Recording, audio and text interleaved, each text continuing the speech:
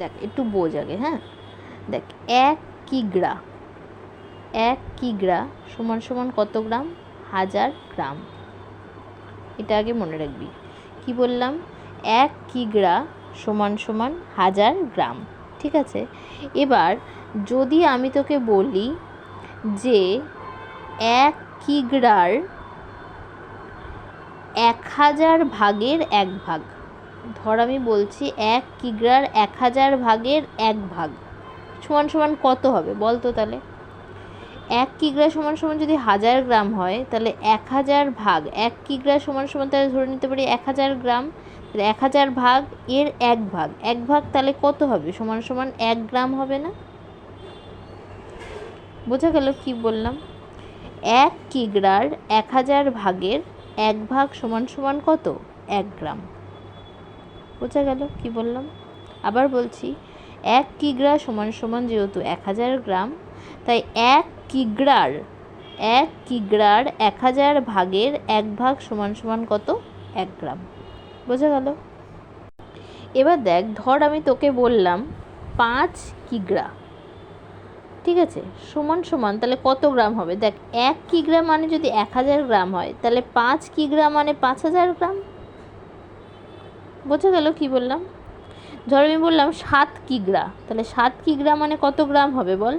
ধর আমি বলছি 7 কিগ্রা, তাহলে 7 কিগ্রা মানে কত হবে? 7000 গ্রাম। বোঝা গেল? এবার ধর এরকম তোকে দেয়া রয়েছে 5 কিগ্রা 257 গ্রাম, তাহলে 5 কিগ্রা মানে একটু আগেই শেখালাম 5 কিগ্রা মানে কত গ্রাম? 5000 গ্রাম, তাই তো। তার সাথে আবার এখানে পাশে আছে 257 গ্রাম, তাহলে এটা আমি যোগ দিয়ে লিখবো, হ্যাঁ। 257 গ্রাম হলো।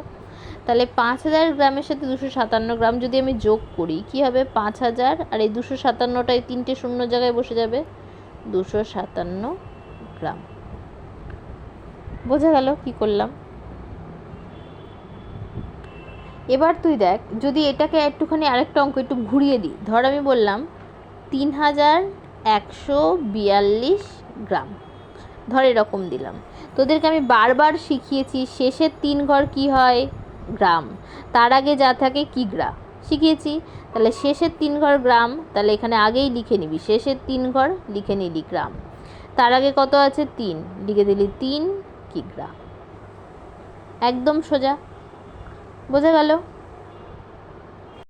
আচ্ছা, এবার আরেকটা জিনিস বোঝ। ধর আমি তোকে দুটো 500 টাকার নোট দিলাম, এই একটা 500 টাকার নোট, এই একটা 500 টাকার নোট, তাহলে মোট কত টাকা হলো রে? 1000 টাকা। দুটো 500 টাকার নোট যদি তোকে আমি দিই, তাহলে কত হবে? 1000 টাকা। সেই রকম যদি দুটো 500 গ্রামের বাটখারা দিই, তাহলে হয়ে যাবে 1000 গ্রাম। কি বুঝলি?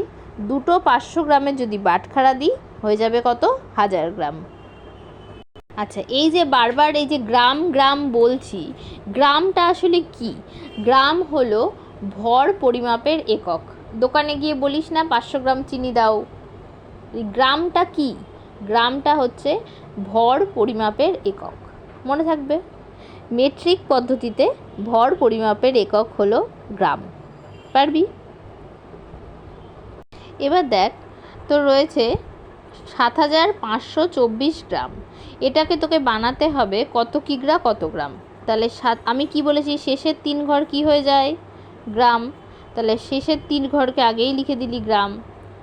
তার আগে কি হয়? শেষের 3 ঘরের আগে যা থাকে সব হয়ে যায় কিগ্রা, তাহলে এখানে লিখে নিলাম কিগ্রা। কত আছে এক্ষেত্রে? এখানে 7, তাহলে লিখে দিলাম 7 কিগ্রা। বোঝা গেল? আবার দেখ, যদি এরকম ঘুরিয়ে দিই, ধর দেয়া থাকলো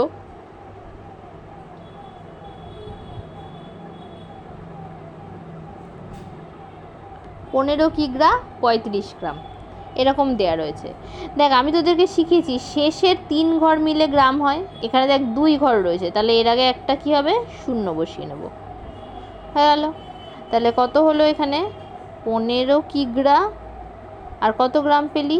0.35 এত গ্রাম পেলি। এটাকে যদি আমি পুরোপুরি গ্রামে নিয়ে যাই, তাহলে কি হয়? আমি সবসময় বলি না যে শেষের 3 ঘর হয়ে যায় গ্রাম, তাহলে শেষের 3 ঘর তো এখানে গ্রাম আছে, ওটাকে আগে বসিয়ে দিলাম। তার আগে যা আছে এখানে বসিয়ে দিলাম, এত গ্রাম। সহজ পদ্ধতি একদম। কিগ্রাটাকে উঠিয়ে দিলাম, পুরোটাকে গ্রাম করে দিলাম।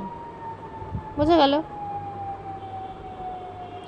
এটাকে আরেকভাবেও করতে পারিস, আমি দেখাই, শিখিয়েছি আগেও তোদেরকে। ধর এটাকে, এই অঙ্কটাকে তুই আরেকভাবে করবি। কি শিখেছি? কিগ্রা, 15 কিগ্রা আছে, 15 কিগ্রা।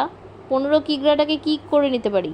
আমি বলেছি না, 15 কিগ্রা মানে কত? 1 কিগ্রা মানে যদি 1000 গ্রাম হয়, তাহলে 15 কিগ্রা মানে যদি 1000 দিয়ে গুণ করি, 15 কিগ্রা মানে কত হলো? 15,000। কী করে করলাম? 15 একে 15, 3টে শূন্য পরপর বসিয়ে দিলাম, এত গ্রাম।